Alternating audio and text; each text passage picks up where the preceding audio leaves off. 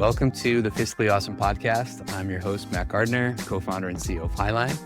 Today on the podcast, really excited to have JC Franzen, Director of Product Management at Bill, and Rob Hamilton, Head of Go-to-Market at Digits, two of our closest partners at Hiline. And today we are going to talk all about how AI and automation can free your nonprofit organization to focus more on your mission. Really excited to get into it. And Rob and JC, welcome to the show. All right, Rob and JC, welcome to the show. Excited to be here, Matt. Thanks for having us. This is not Rob and I's first time doing this together. I think we're getting close to maybe heading out on the road together. And we certainly have done tons of stuff with Bill over the years. And this is actually really fun for me because I've actually never had two people on the podcast at the same time together. So this is going to be like a test of skill to see how well we facilitate with two. I think it's going to work out well. It'll be okay. Thanks so much for the invite. Great to be here. Well, we're very thankful for the partnership that Hiline's had with both Bill and with Digits. Just a little backdrop for the audience. So probably met the Bill team, say 7 or 8 years ago at this point. And I'll never forget, we were this teeny tiny little company with, I think, what was a cool vision and narrative of what we were trying to do. And we certainly were not even close to relevant to Bill at the time in terms of the volume of clients we pushed your way, but something about it stuck with somebody. And you guys started asking us to speak. We started doing webinars, and I think we owe a big bit of gratitude to you guys for putting Hiline on the map in the very early stages. And with Digits, Rob, we've been doing this together now for 3 years as you guys have been building the Digits product. And we're super excited about how the AGL is going to change the way that we work and the way that our clients engage with accounting and finance in general.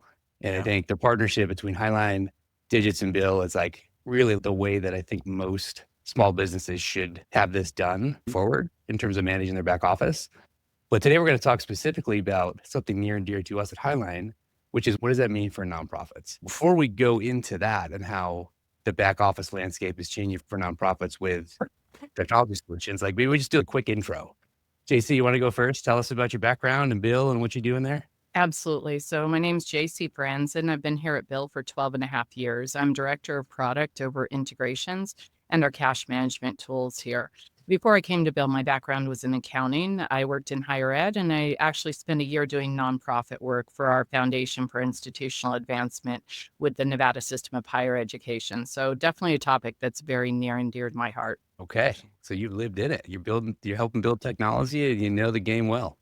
Absolutely. It's really a privileged position to have sat on both sides of the desk, where I was a consumer of the technology and very aware of the pain points that we're trying to solve for here at Bill, that Digits is trying to solve for as well. Knowing that intimate frustration when you're trying to do something, your tech maybe isn't quite working the way you want it to, and then gain an opportunity to spend this part of my career here at Bill building solutions for those customers. Okay. And Rob.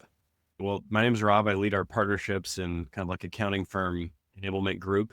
And if you're not familiar with Digits, we build Matt reference to the AGL. It's the world's first agentic general ledger.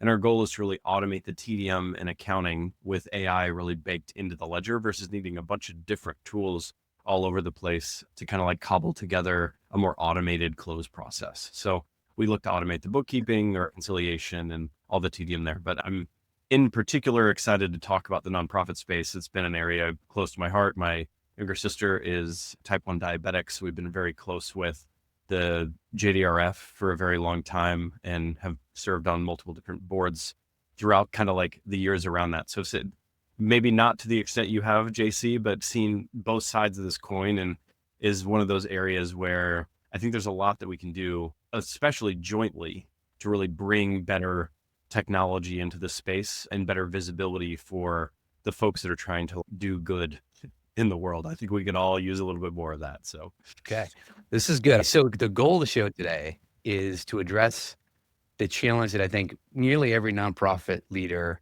feels and faces, but rarely has the time to fix it, which is being buried in back office accounting and finance work. And I think hopefully today listeners walk away with a deeper appreciation for what good looks like and how companies like Hiline partnering with companies like Bill and Digits can do to bring a really well curated, very technology forward solution to the table that just makes it easier for them to do business and spend their time focusing on the mission of the organization, which is what they're best suited to do. So to set the table for that, let's talk about the old way versus the new way and what financial operations should look like as we move ahead into 2026. So Rob, we're going to start with you. So walk us through the old way of doing business, financial operations business inside a nonprofit, the Excel sheets, the manual processes, the weekend voucher marathons. Like what does that look like in your mind? It looks a lot like what you just talked about, a lot of manual work. And a lot of times that manual work falls on folks that don't always have a traditional like accounting or finance background, which is part of the problem. Everyone who's serving on these boards of nonprofits have various backgrounds, and some nonprofits benefit that like someone happens to be a CFO somewhere. So then they bring that benefit in, but that's not always the case. It also doesn't help that accounting for nonprofits isn't particularly straightforward in every case either.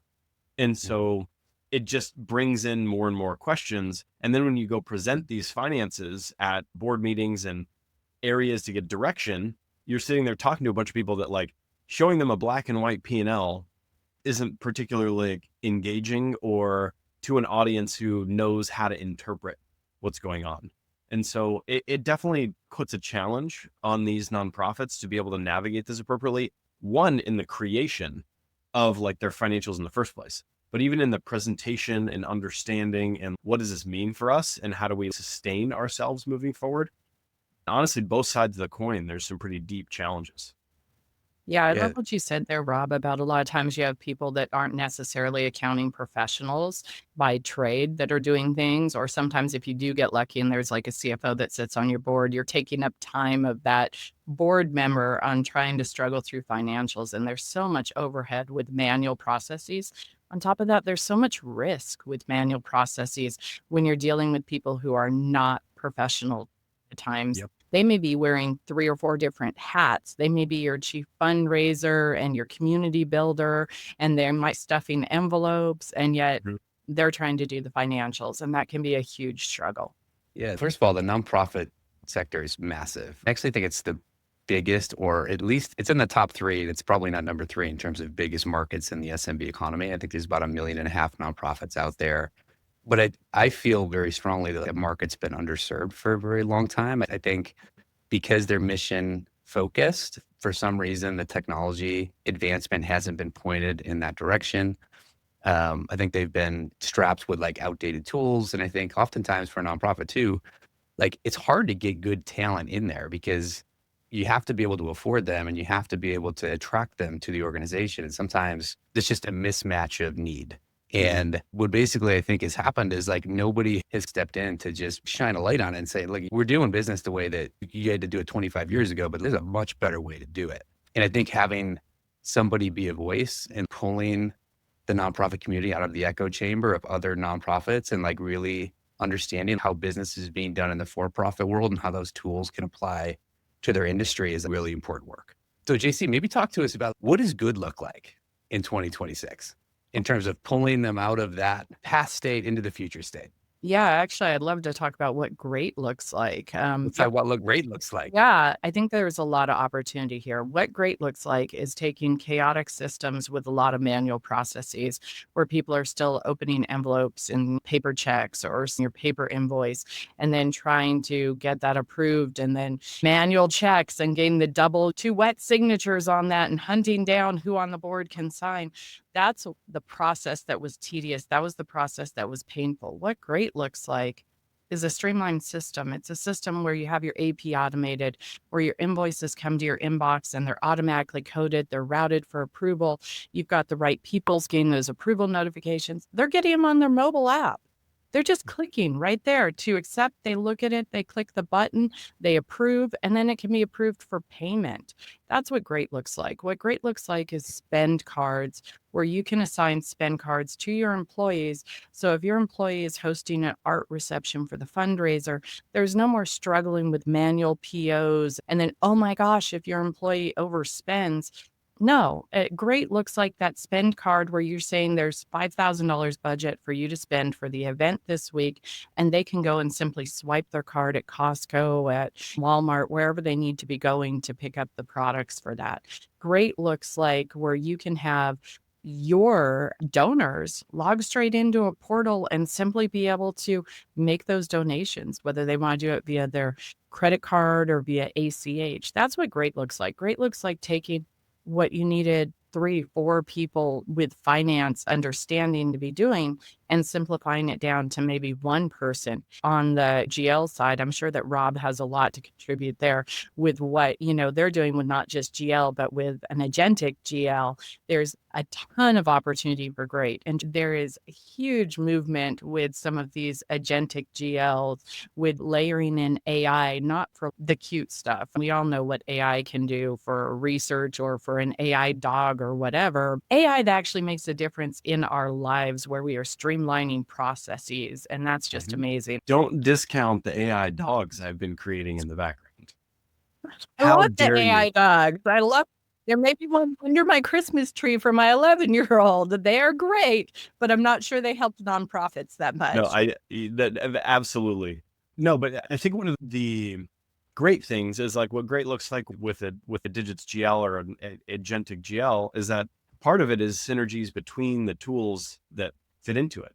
So part of what great looks like is actually partnering with folks like Bill and making sure as a nonprofit that you're being thoughtful about the tools that you're using in your financial stack. That actually ends up being distinctly way more important than it was before.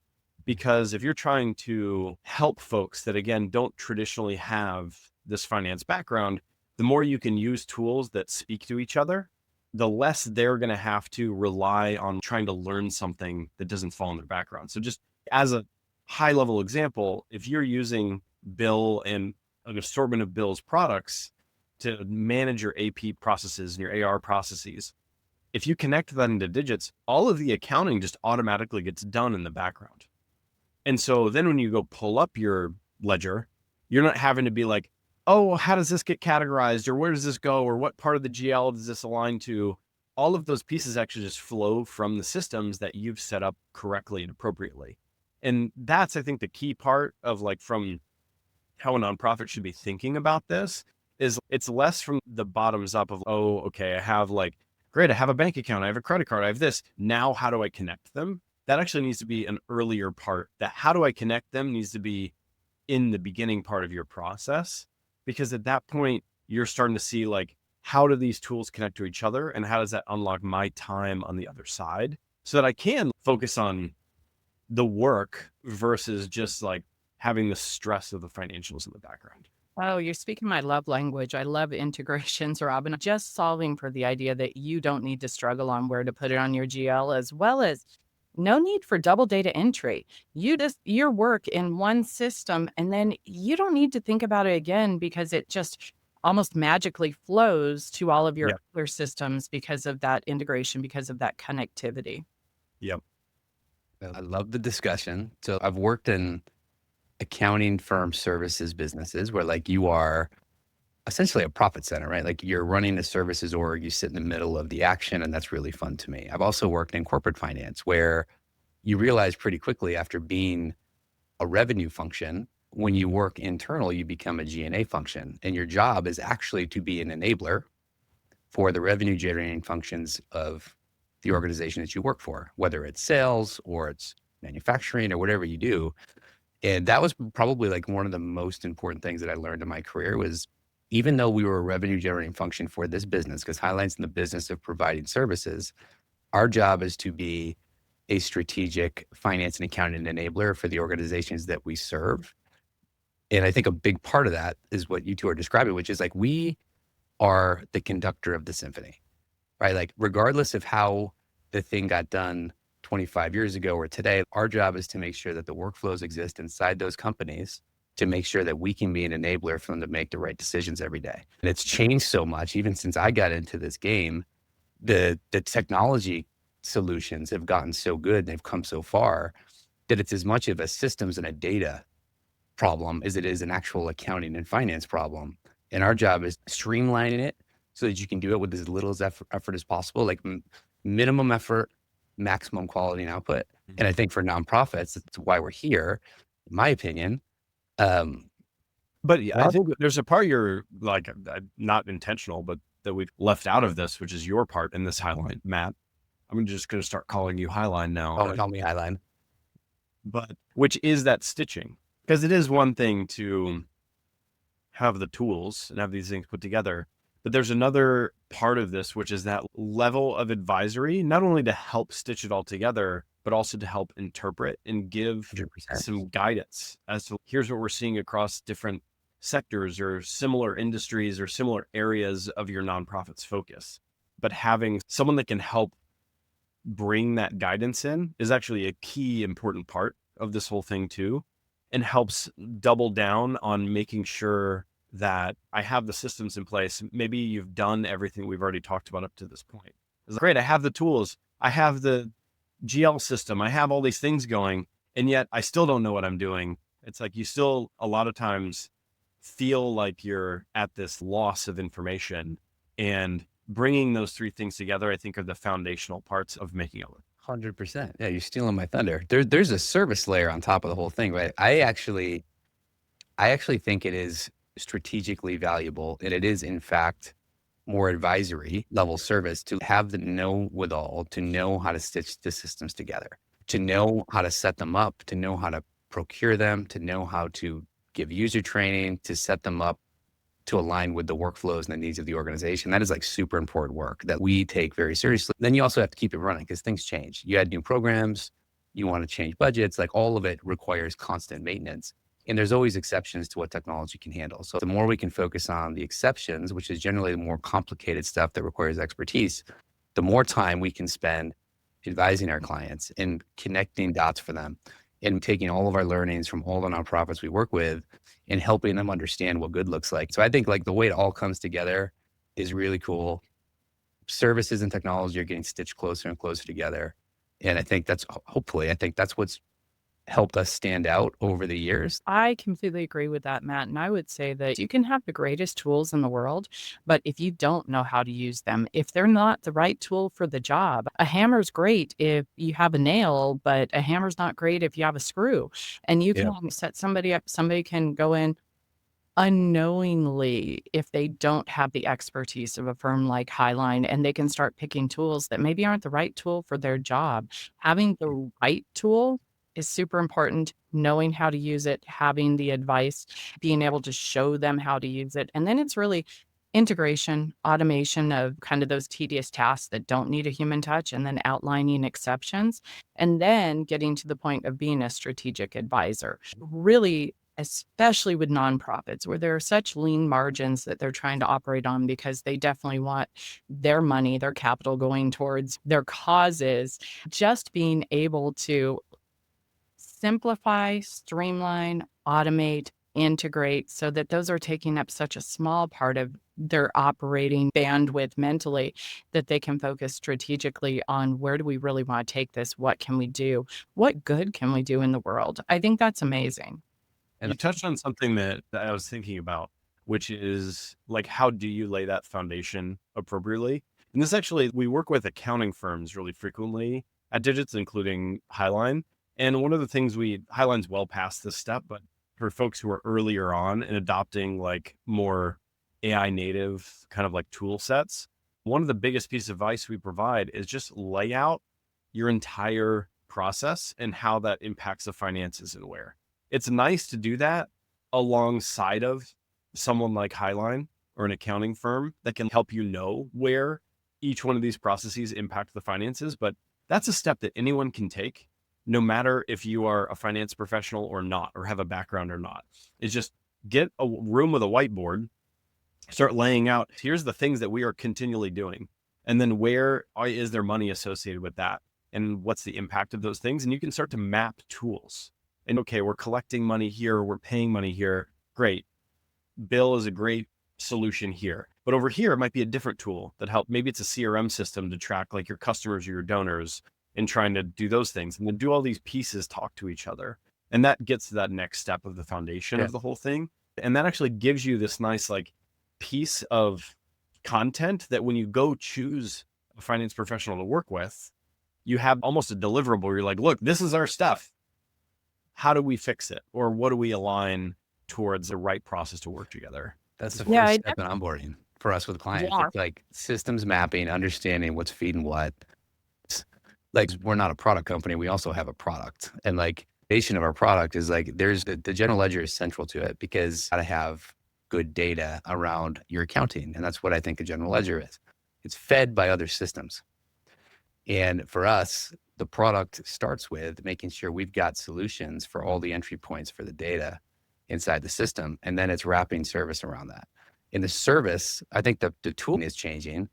While the tooling's changing, the service wrapper also needs to change and it needs to adapt. And I think that's where I've seen some of my like in this space.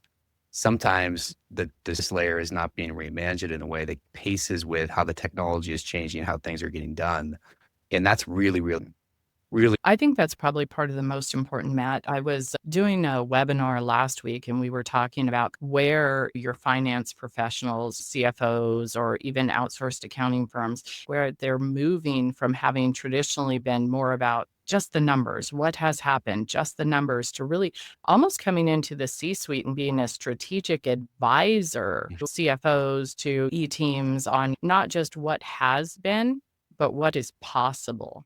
And you talk about that service wrapper moving, transitioning, changing over time. And absolutely. And I think this is one of the most exciting times that I've seen in my accounting career is now this different level of influence that we're seeing from accounting professionals that have amazing insights and are able to be a massive part of strategy for companies, especially for nonprofits. Yeah.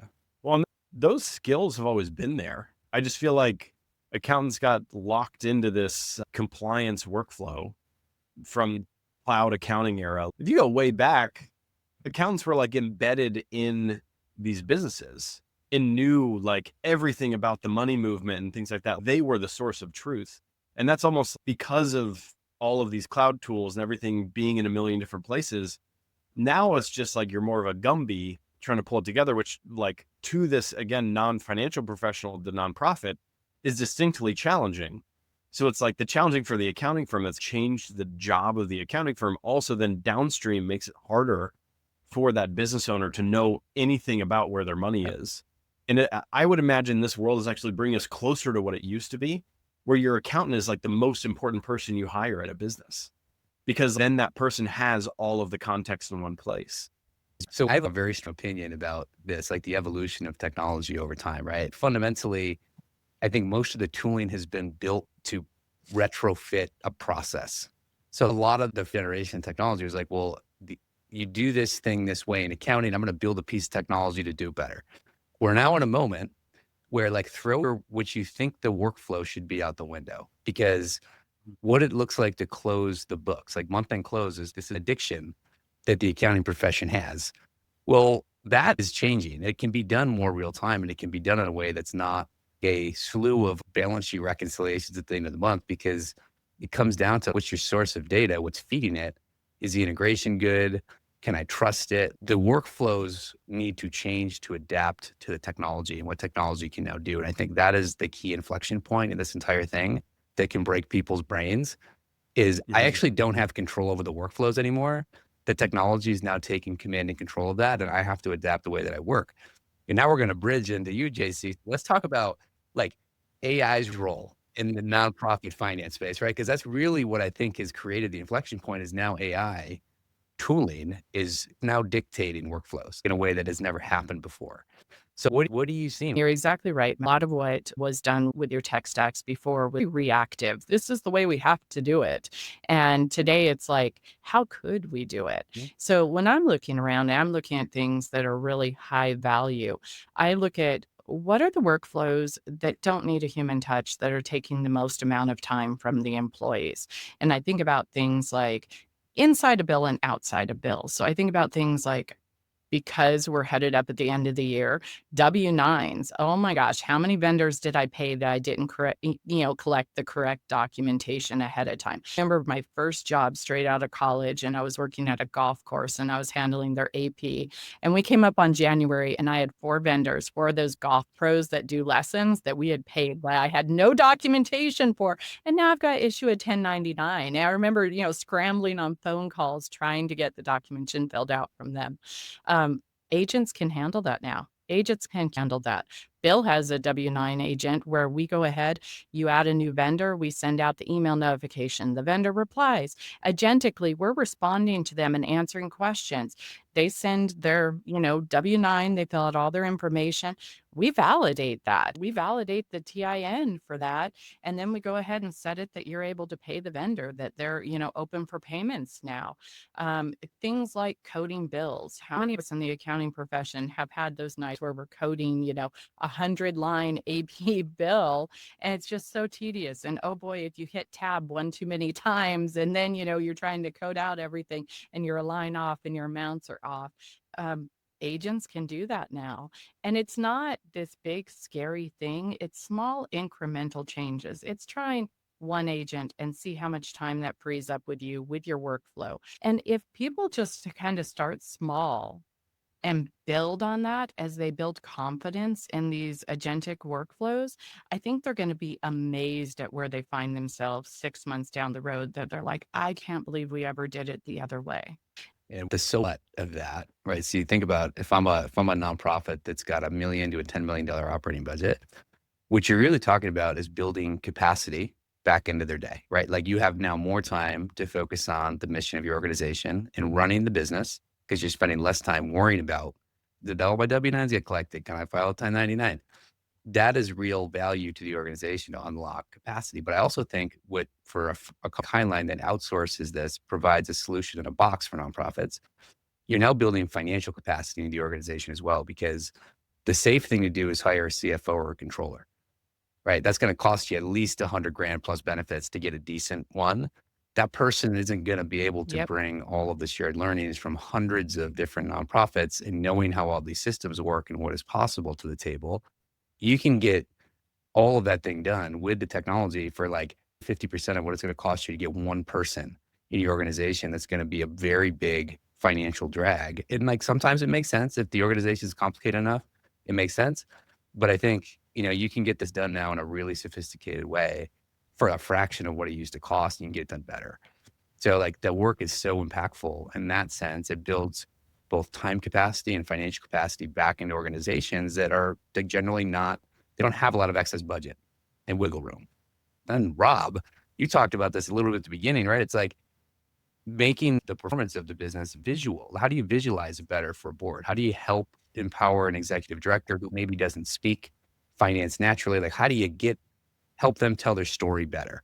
What's funny is, Matt, I think this might be the most exciting part of the whole thing. Like, a lot of what we've been talking about is honestly the more complicated side of this, which is like the money movement within it. How does it get booked appropriately? Making sure that all the accounting itself is correct. But the whole other side of this is like, how do I bring the rest of everyone along for the journey appropriately? And everyone else who's in this board, you send out a black and white P&L. Most folks,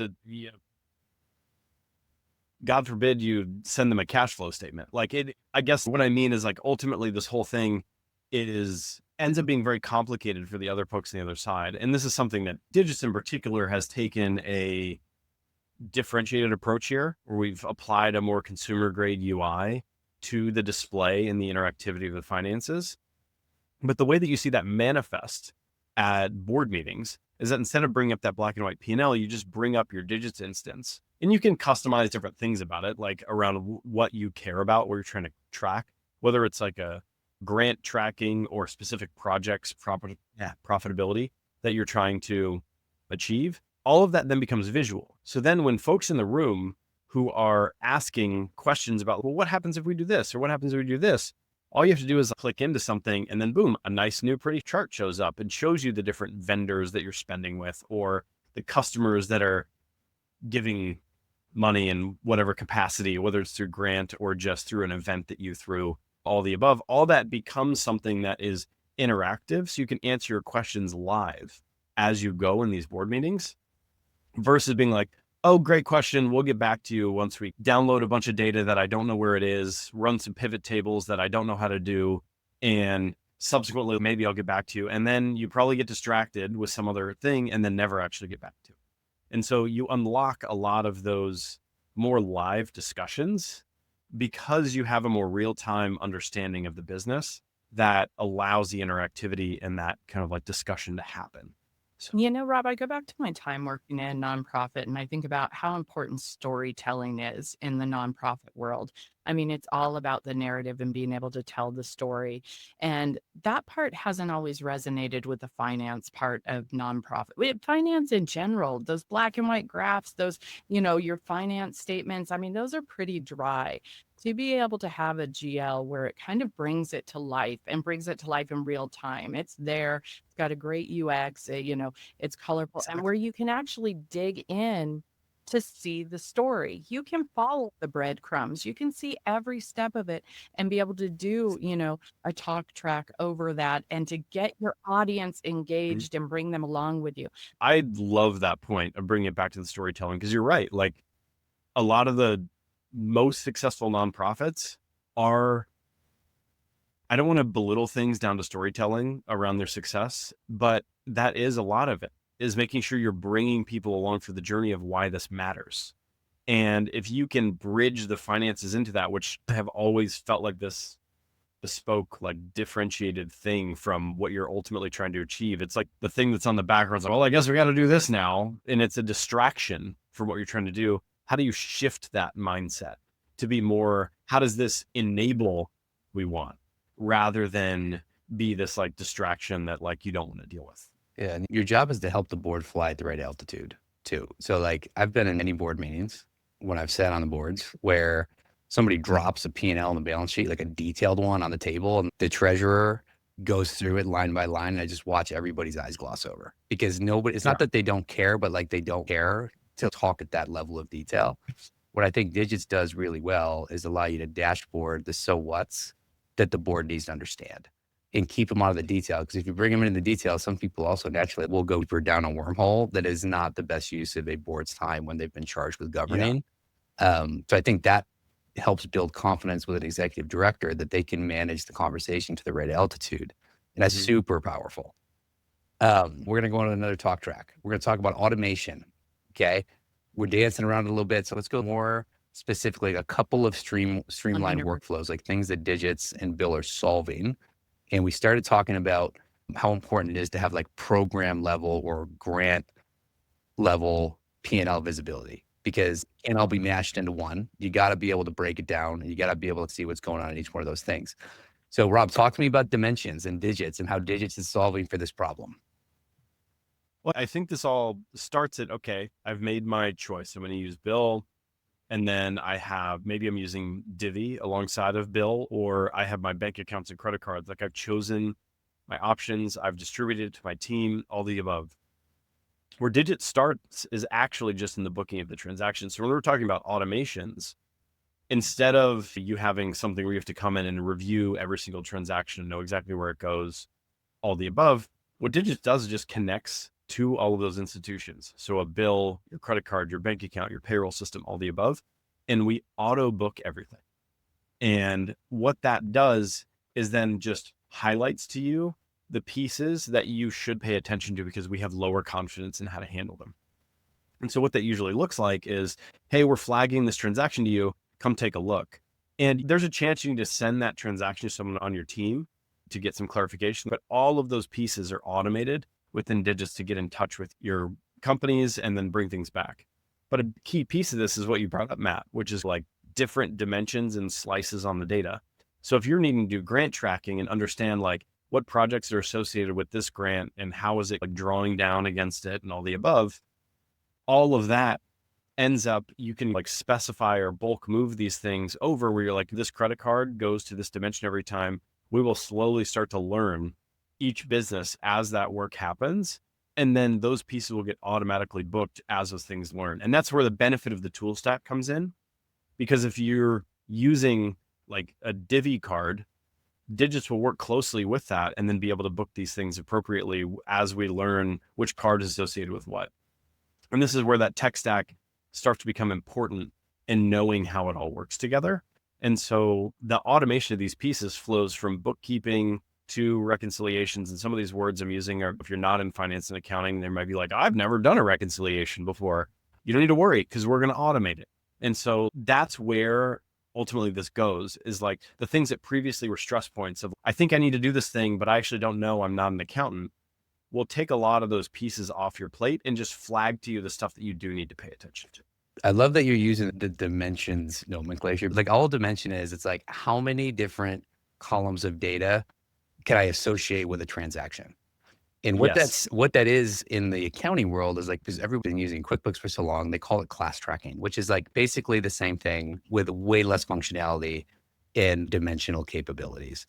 So it actually starts up a layer from digits, because whoever's interfacing with a credit card or a bill, they have to be able to determine like what program or what dimension does this belong to. If I have 10 programs, if I'm an invoice, every time it gets processed and approved, it should already have the GL account with the right dimension associated with it, with all the approvals.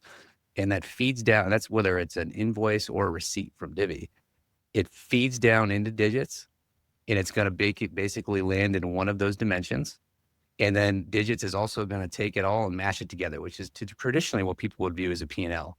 But you need to be able to drill down into your P&L to get really specific on each one of those dimensions or grants or programs. So JC, talk about like how important the work that Bill has done with the acquisition of Divvy to enable the spend management component of that. Yeah, so I think that's super important in the fact that we are upstream. We're upstream from your GL. We're upstream from kind of the most important thing, which is your financial records.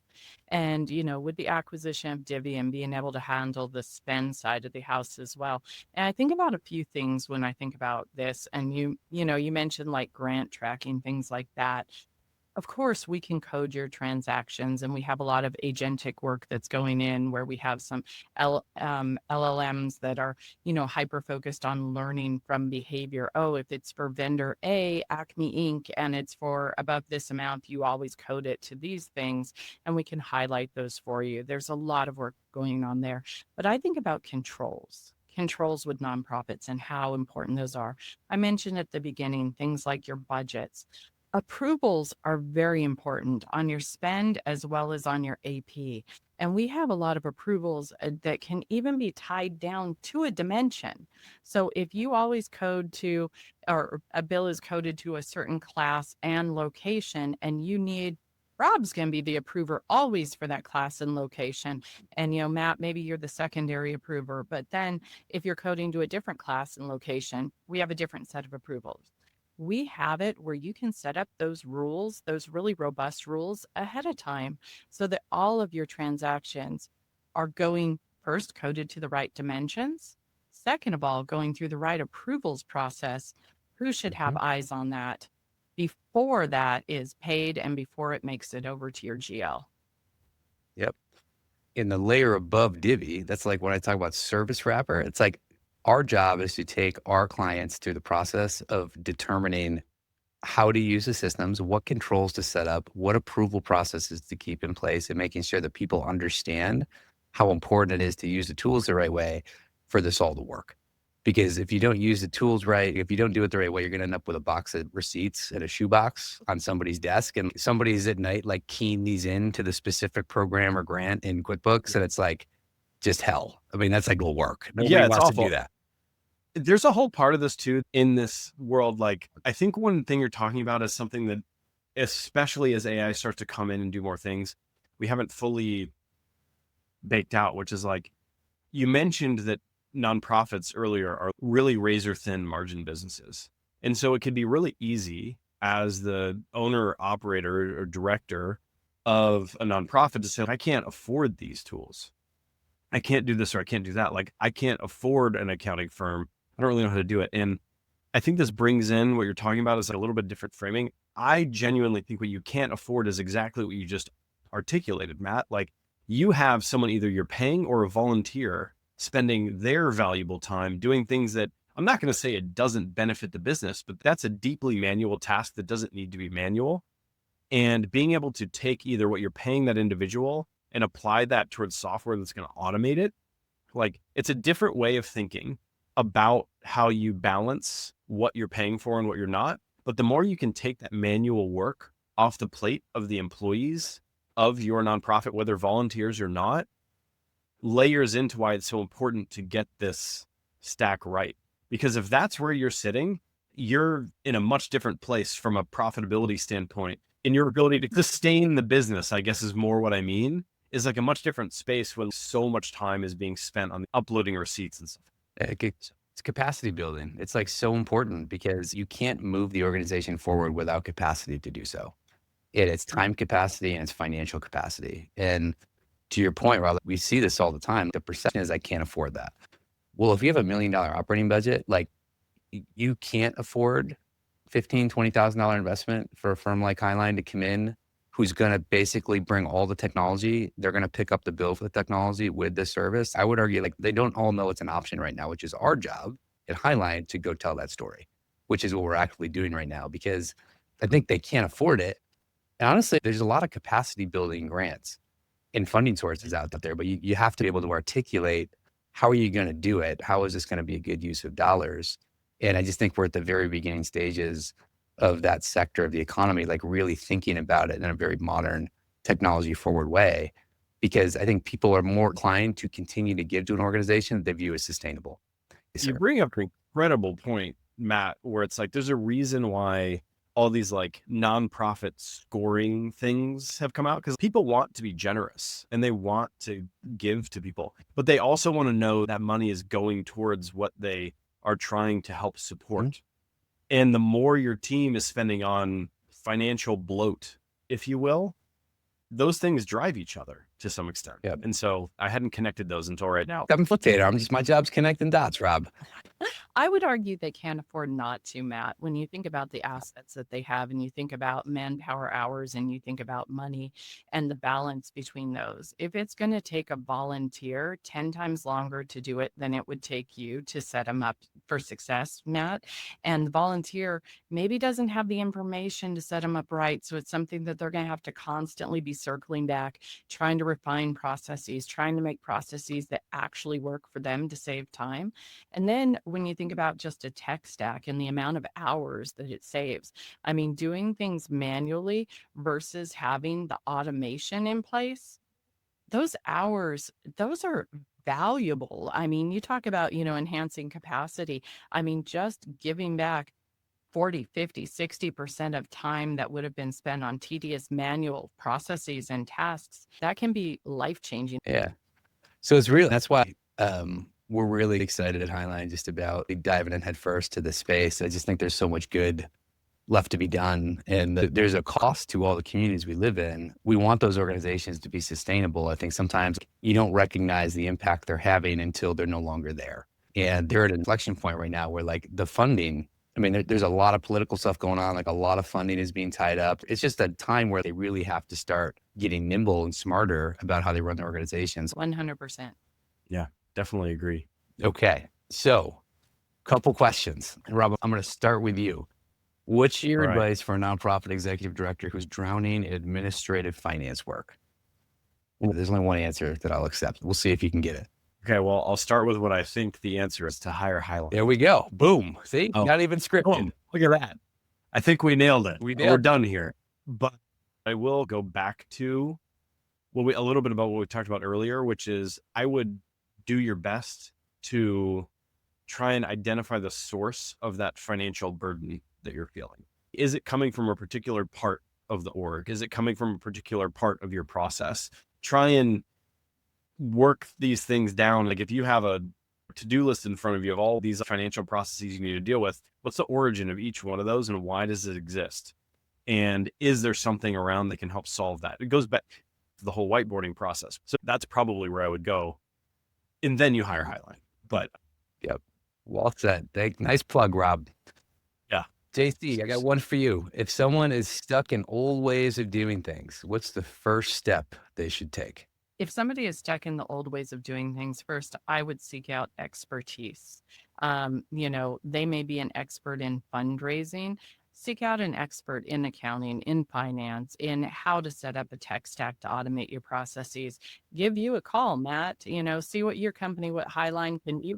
As are The great. amount of time that can be saved by getting the expert in the room, you can't overstate how important that is. You really can't. I mean, we all have the best of intentions, but if you asked me to go out and change the four-wheel drive unit in my SUV, I mean, okay, maybe I'll save $6,000 instead of taking it to the mechanic, but maybe I'll also break everything, which is more likely, and it's going to cost me $12,000 to $15,000 in the end because I didn't know what I was doing. So in the end, Mhm. I'm going to seek out the expert. So yeah, give Highline a call. Wow. Rob, could you do that? Could you change out the four-wheel drive in a car? Do you have that skill? I absolutely cannot. I can't do it either. I can change a tire. I have very light level automotive skills, Yeah. if that makes sense. I can oil and I can change a tire if I have to, but Yeah. I prefer it out. Like I got the whatever the Boy Scout merit badge is for it, but that's the depths of my It's the knowledge. depth, now. I can buy a new car. Yeah. I can like panic, something's broken, it sounds like a rattle, and just go to the dealership and buy a new car. That's about where my skill Yeah. set with cars. I think what you said, JC, is like, I would even maybe even make it more simple. Like listening to this and you're like, just my business feels hard right now. Just take a beat and just do what Rob said, which is like a little reflection on why does it feel hard? I think Absolutely. if it feels hard, you're doing something that you don't get energy from. And generally speaking, if you're operating a nonprofit, you don't get energy from finance and back office function. And it's probably consuming a lot of headspace for you. Yep. And the reason you join or run a nonprofit is because that's where you get energy. And so it's this additive suck too, which is not only is it the finance and accounting not a place you get energy, but it's also taking away from the place that you do get energy. Depleting your battery. And so it's almost this double loop Yeah. of this is no fun for me. So I think you're exactly right, Matt, which is try and make space for yourself to take a step back and figure out like, how do things get to where they are? Because it is fixable. And I think that's the like, Easily. I find myself having to, what was that? Easily fixable. Yeah. Like I find myself having to have this conversation because a lot of my day is talking to either accounting firms, operators of businesses, finance professionals, all the above. And everyone has their insecurities about finance and accounting. Not that many people have a background in this, and it is a little bit intimidating. And so I think that there is a reminder, you're definitely not alone. I would imagine that most other nonprofits are actually in the exact same boat that you are. So even like reaching out to your community, it goes a long way. Having a little bit of vulnerability, like you don't have to know how to do everything. Yep. Start with just reaching out to peers and seeing like how they do things correctly too. And then you go back to hiring Hiline. But at the end of the day, it's a very community oriented place. And so I feel like you can lean on that community as well. All right. Rob, if you ran a nonprofit, what's the first thing you'd automate? It's a good question. I fall in that camp as much as I'm building automated accounting software. Like accounting was my least favorite class in all of college.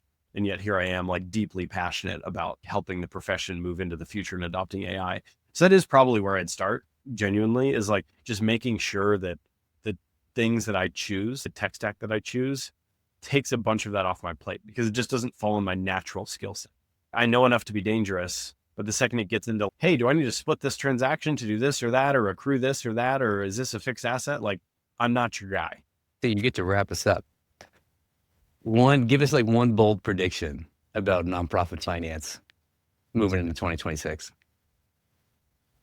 Yeah, I think that we're at a kind of an inflection point again, especially with what's going on with the AI agentic work. I think that we're going to see options that we couldn't even imagine 12 months ago, 6 months ago, just the way the landscape's changing. I think that the tedious parts of accounting are going to be handled by agents moving forward. I think that things like coding bills or even collecting 1099 documentation, I think things like that, we won't be doing those 6 months from now. That's all going to be handled agentically.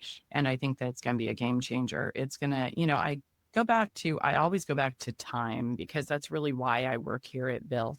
I came to Bill because I was looking at the product and I was like, they're giving the gift of time for SMBs. My sister runs a restaurant. I can't tell you the number of nights she'd be sitting there doing checks and balancing her books during her daughter's like ballet class and stuff, and just giving back the gift of time. And I really think that whereas if finance and accounting have been such a time suck historically, that now it's going to be an unblock, that we are going to absolutely automate all of those tedious processes. And we're going to give the time back to businesses, to nonprofits, to be more strategic. That's well said. It's a great way to wrap us up. And I can't thank you both Thanks. enough for joining the podcast today. Thank you both enough for the work that you're doing at both Bill and Digits, because I do believe strongly you're building incremental capacity inside nonprofits through eliminating some of this manual, tedious work. And you're also building capacity inside Hiline, which basically means we can bring a solution to the nonprofit market that's really cost-effective, really affordable, and really value-added. And we're not able to do that without the work that you guys are doing. And we can pass that along to the nonprofit community as well and make it really approachable to them. So thank you for the partnership. And we look forward to continuing our work together in 2026. Absolutely. It's going to be a blast. Thanks, Matt. You too. All right. JC and Rob, thank you very much. We'll see you soon.